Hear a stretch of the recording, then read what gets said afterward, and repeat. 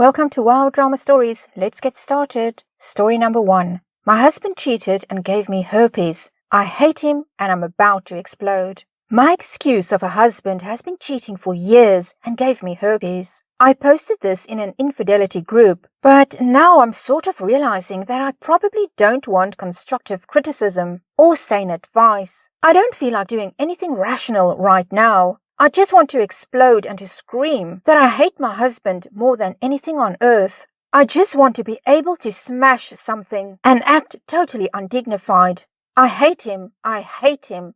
I hate him. I'm a 35-year-old woman and have been married to my husband, 40, for almost 10 years. We've been together for 13 years. He has a job that keeps him away from home a lot. It's been that way for most of our relationship. I knew about this going into marriage. By now, I'm used to it. I miss him when he's gone.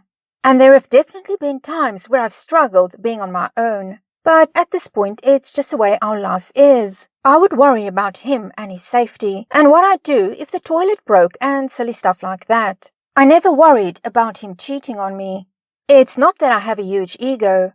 I just felt that he was honest and dedicated to me only. Before we met, I know he dated many women. That didn't matter to me. He picked me, and I never had any suspicion that he was cheating. My world has been turned upside down over the last week. I had a sore on my genital area. I thought it was an ingrown hair. It initially looked just like ingrown hairs I've had in that area before. I've always been able to remove them and the spot heals up. No matter what I did, I couldn't get this ingrown hair to go away. It got bigger and started to hurt and itch, and started to look more like a blister, but that I couldn't pop. Disgusting, I know, and it was. I googled and didn't even pay attention to anything related to STDs because I thought I had no reason to think I'd have an STD. Plus, I read that herpes will usually appear as a cluster, and this didn't really look like the pictures of genital herpes.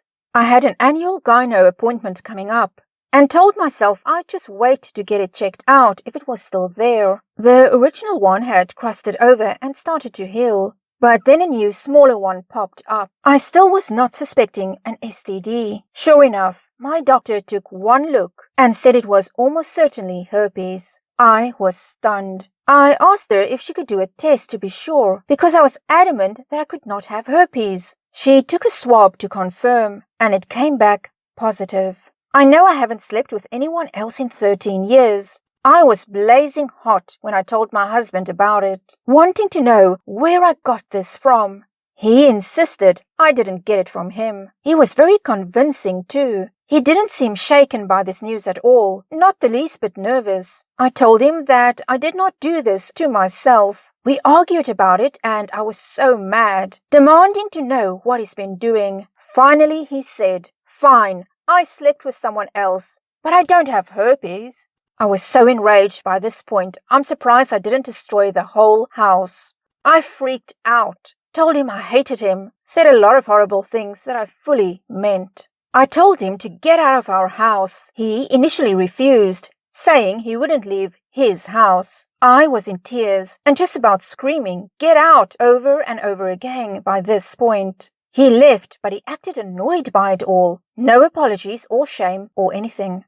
A few days later, he contacted me and asked if we could talk. I told him I didn't want to talk to him, but he had 5 minutes to say whatever he wanted to say. He said he was sorry for what he'd done to me and that he has been using sex to deal with his problems for many years. He said he's addicted to sex and has been sleeping with random women while away from home for almost our entire marriage. He claims he has depression, anxiety, and hates being away from home, and he has always tried to avoid coping with drinking or drugs. But then he discovered sex with strange women, and he was hooked. All I said in response was that I hated him, and I hung up the phone. I haven't talked to him since then. He texted me to ask about our kids, and I told him that I told them that he's away for work again. I know I can't keep them from him, but I just couldn't stand the thought of having to interact with him. I can't believe it. I'm devastated, both over the fact that I now have herpes and that I've been married to somebody I didn't even know. I thought I was so lucky. I always felt bad and sympathized for friends who were unlucky in love or who got divorced. But secretly, I tell myself, that'll never be me because my husband is better than all of the guys they've ever been with. I thought I had this amazing guy. Now I hate him, but I love him and just can't imagine how I will move forward. We have 4 kids together, so I can't just divorce him and never see him again. It'd be so much easier if that was the case. I'm too embarrassed to tell anyone just yet. I can't imagine having to tell my friends and family about what he's done. I haven't done anything wrong, so why do I feel so ashamed? Is it because I feel like a fool for being tricked for so long? I'm angry with him, but I also feel so angry with myself for some reason. Let's get some comments with replies from OP before we get OP's update. It's more than just the orgasms, otherwise he could just see to himself when necessary. There is the thrill of having a secret, of getting attention, of the risk, etc. OP replies, I will admit that he has an ego.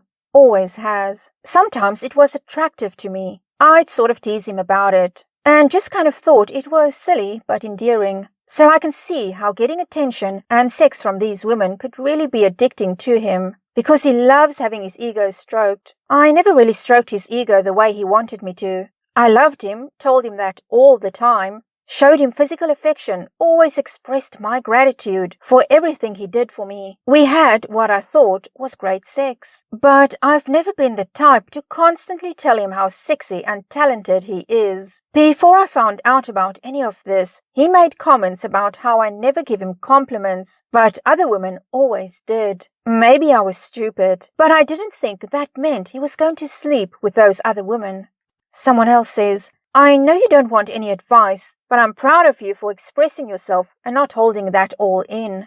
OP replies, in real life, I'd like to punch a hole through the wall right now, or maybe through the windshield of his precious car. I'm not a violent person, honestly. That's normally not how I handle stuff at all. This has brought out anger that is rarely seen in me. Someone else comments, you have no reason to be embarrassed. We need to stop carrying the shame for our partner's mistakes. You did nothing wrong. He should be embarrassed. You should be angry. Please tell me you did a full STD panel. If not, please do so. If he's been doing this your whole marriage, that probably means he was cheating while you were pregnant with your kids. Let that sink in. He put your children's health on the line so he could get off. OP replies, I guess there's this feeling like I'm embarrassed for picking so poorly, for being duped. Yes, I did have a full screening done. I did have the standard test done during the beginning of each of my pregnancies, but it's not the full panel. Other than that, I've never had any STD tests during my marriage. Let's get another comment before we get OP's update.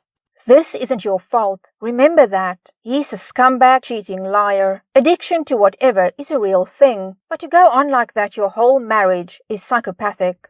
Lawyer up. Make it fair and hopefully it'll finalize quickly so you can move on and be the best you. OP replies, when I started researching divorce and was hell-bent on serving him the next day, I told myself I didn't care about getting my revenge financially or taking him for everything he was worth. At the time, I felt like I just wanted my half of whatever and to be able to walk away as quickly as possible. Now I just feel so confused about everything. Here's OP's update. I posted for the first time less than a week ago, but just need to vent again. Still haven't told any of my family and friends about what's been going on between me and my husband. For some reason, I just can't share this yet. I'm going to speak with a few lawyers to see what divorce will look like for me financially. I'm scared.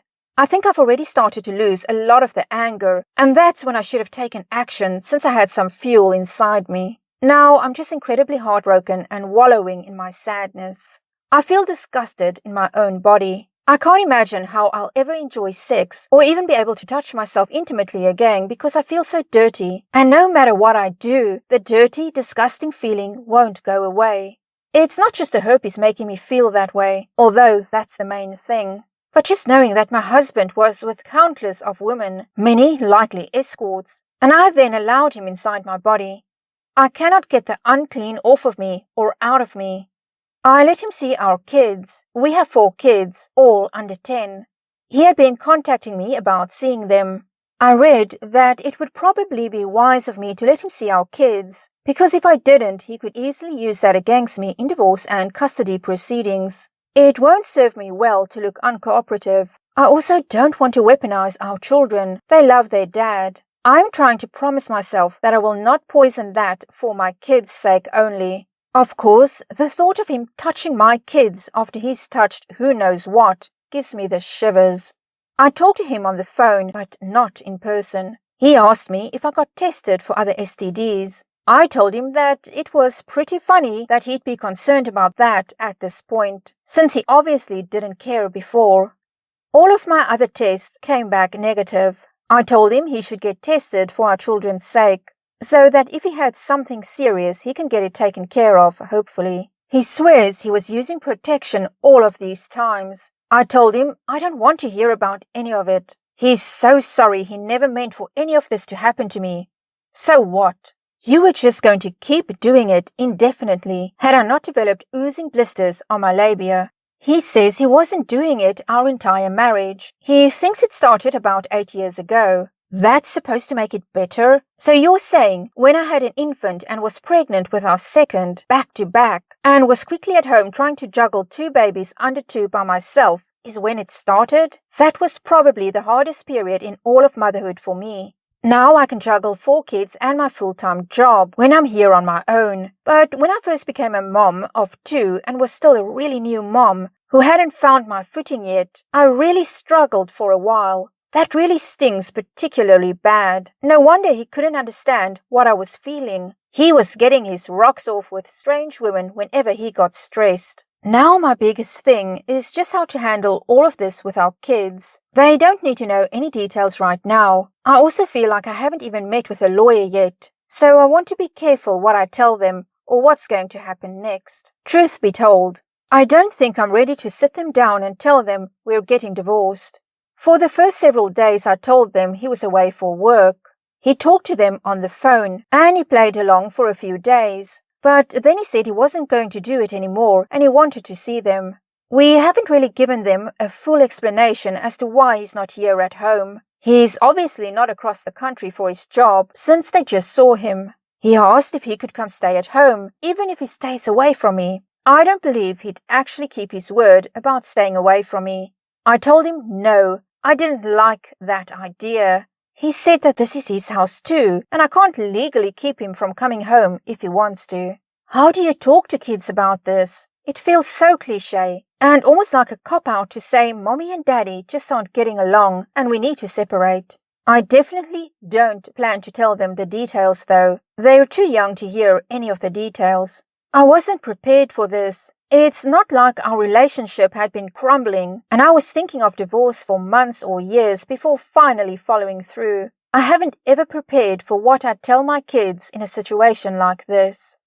Well, Opie, that is exactly the big shock for you, is you didn't see it coming at all, which is why you say you feel duped and you feel embarrassed to tell people about it. But in doing these videos and reading these stories, there have been a lot of stories like this where the person just didn't see what was going on. They didn't see this coming. They thought everything was okay. Or maybe there was a little issue, but it didn't seem like anything to be very concerned about. And then suddenly, with a bang, the truth comes out and, this person's life just starts falling apart. Your husband claims that it's been going on for 8 years and that he does it because he's depressed and he has anxiety and who knows what else. But the thing is, for 8 years, he's been carrying on like this. For 8 years, he could have sought out help. He could have done something to get help and to change this behavior. But he never did. It's only, as you say, once you realize that you've got herpes, once it was confirmed by the tests, and even then he was saying, oh, he doesn't have it. But, when everything came out, only then he came with, I think it's just excuses by saying he's depressed, he's got anxiety, he doesn't like being away from home. And yet he did nothing to solve this problem. He didn't tell you, oh, I've gone for therapy, I've done this, I've tried that. Nothing. So yes, I think also he's not upset about what he did. He's upset that he got caught. And having to go away for work, having to travel for work, it just made it easier for him to cheat. I think your husband would have cheated no matter what, Opie. That traveling, it just made it more convenient. As for you saying that you never thought this could happen to you, Opie, well, a lot of people feel that way. It can't happen to me. It will never happen to me. And then, unfortunately, it turns out that they never really knew the person they were married to. But once again, that's not your fault. That's not something for you to be embarrassed about. It just goes to show how good your husband was at leading this double life. And that is really scary to think he was this comfortable with it for this long, Opie. And the better somebody can hide something like that, well, the bigger the red flag is. Someone mentioned that it seems almost psychopathic, and well, that also kind of went through my mind. Especially when he said that when you confronted him with it, he didn't seem upset. He was calm, he didn't apologize, nothing. It wasn't until he realized that you're serious about going through with the divorce, that you don't want him in the house, then he started with all of this and this excuse and that excuse. So, Opie, my opinion on this is that divorce is for the best, but I do not see your husband changing. There's just something very wrong over there, and I don't see how your marriage can heal from this. So, Opie, really, good luck, and I do hope you go through with the divorce, and that's not something I say lightly. Sometimes people can work out something that's gone wrong. I don't feel it's the case over here, unfortunately. Story number 2. Opie writes, I'm 31 female, want to end a 4-year relationship with my boyfriend, 39 male, over unpaid rent. We moved in together July 2023. My boyfriend has not paid rent since December 2023. He asked me to pay rent for January 2024 as he was between jobs. I agreed and he told me he would pay me back in March with his tax return. February arrives and he assures me he is paying rent. Yesterday, I arrived to notice on our door that we have 30 days to pay our outstanding balance or we get evicted. I call him to see what is up, and he basically was like, I was hoping you wouldn't notice. He tells me that he will pay that night. I asked him later that evening, and he said he paid it. This morning, I check our renter's portal, and he did not pay it. Am I being too harsh to end this over him lying about paying rent? We live in a high-cost living area, and I am a nurse. So while I have a stable income, I am not rich by any means. Update. Basically, when confronted about paying the outstanding balance, he said he would that same day via cashier's check. Then he proceeded to ask me for the money. I was very upset and told him that I was breaking up with him. He agreed. Eventually, it came to the topic of ending the lease early versus taking me off. Taking me off requires him to reapply. He must get approved independently for the apartment to take me off. He said okay, we'll take you off Friday. I told him Thursday. I asked him if he was still going to pay the outstanding balance when we go to the leasing office to take me off. He said no. He had no intention of paying it until Friday, the day he suggested we go. So many lies for no reason. So tomorrow is Thursday and we are going to go hopefully take me off this lease. And I'm going to stay with my parents for a bit. Let's get a comment with a reply from Opie. How can he possibly expect you to not notice that he didn't pay rent? No, this is not a harsh reason to end the relationship. What does he think is going to happen? There are no magic rent fairies that are going to pay his rent. More likely he's hoping you'll just do it. Don't do that. Opie replies, it's hard. But I told him I wasn't going to pay this month for him, especially because of his lies. Then he's whining that they are charging him a late fee. I was like, there are consequences for our actions. Well, OP, certainly I understand that it's not about the money itself, it's about the lies. And why is he lying? And if he's lying about this, what else is he going to lie about? It's kind of important to say, look, I can't pay the rent right now, or I didn't pay the rent and I told you I did. What is happening to that money? You said he asked you for money. Well, where did the money go? You will probably never know the answer to that question, though. Well, that's it for this edition of Wild Drama Stories. Thank you for joining me. I look forward to seeing you again very soon. Take care of yourself. Bye.